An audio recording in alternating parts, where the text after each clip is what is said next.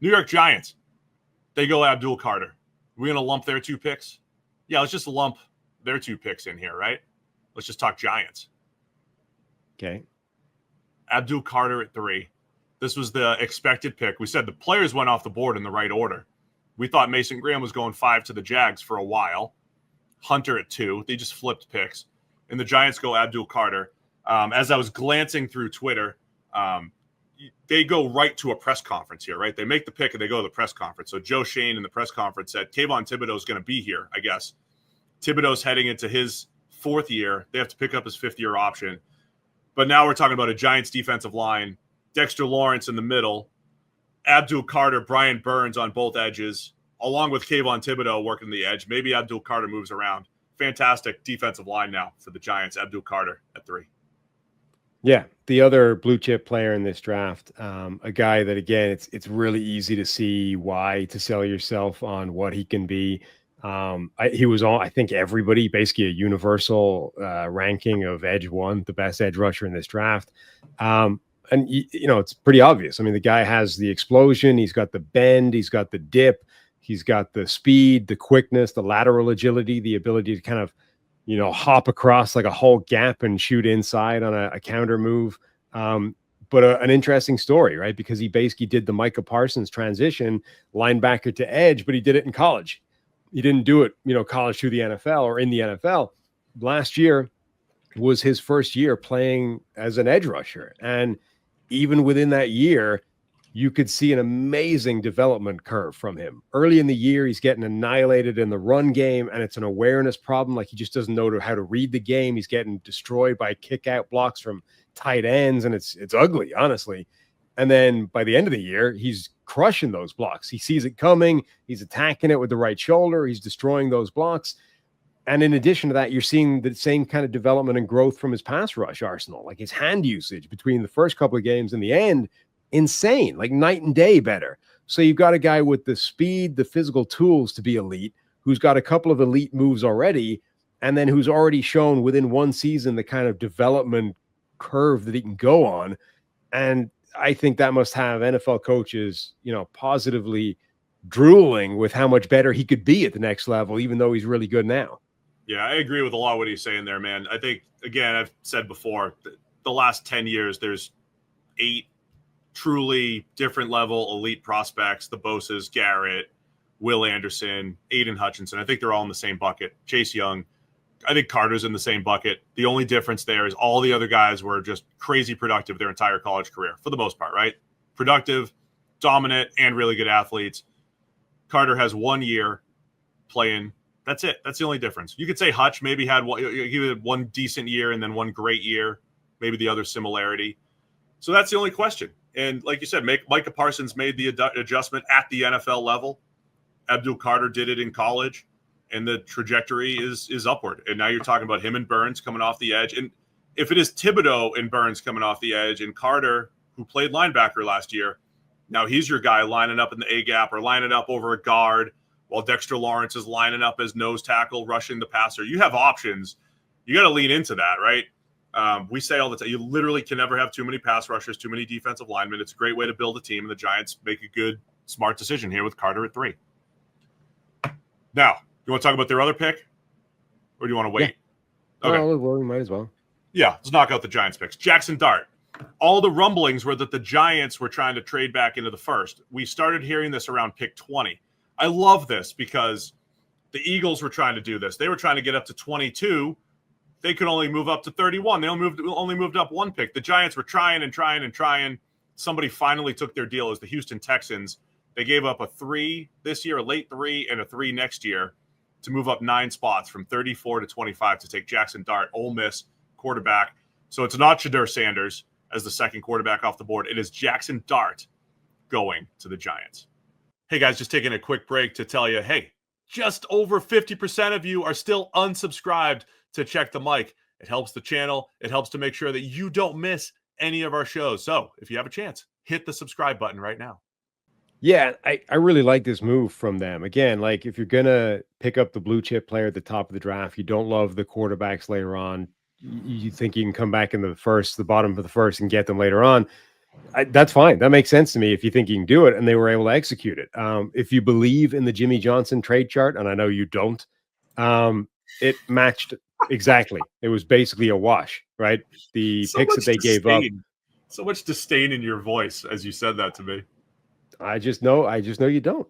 So if you discount, the future pick around the way that's supposed to work, and you tot up the picks they gave up, it basically matched exactly the pick that they got from Houston to make this move. The other reason I love it, look, I think the Giants is a great landing spot for any of these quarterbacks, whether it's Jaxson Dart, Jalen Milroe, Shedeur Sanders, Tyler Shuck, because with Russell Wilson and Jameis Winston on board, they should be QB3, right? Not just a backup, but like they don't need to start at all. You can be the third quarterback on the depth chart. You can learn from the bench. And I think that's good for a few reasons. Number one, I think Jaxson Dart probably needs that coming from that Ole Miss offense. It's going to be a lot of work, I think, to get him to the kind of offense that he's going to be running at the next level. Number two, that offensive line with the Giants is still very much a work in progress. So let Russell Wilson deal with that. Let Jameis Winston deal with that. I don't want Jaxson Dart dealing with that as a rookie, or Shedeur Sanders or whoever else it would have been. I don't love Dart as a prospect, but I see there's talent there, right? He's got above average tools, size, arm, all these things I think are above average. None of them are necessarily great. They're certainly not where Cam Ward is. I don't think he's going to be a rushing threat at the next level, really. Maybe some scrambles when the play breaks down.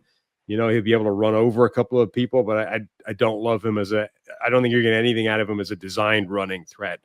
I think he has some of the same weaknesses as Shedeur Sanders. I worry about his tendency to try and escape sometimes because he's not good at it at all.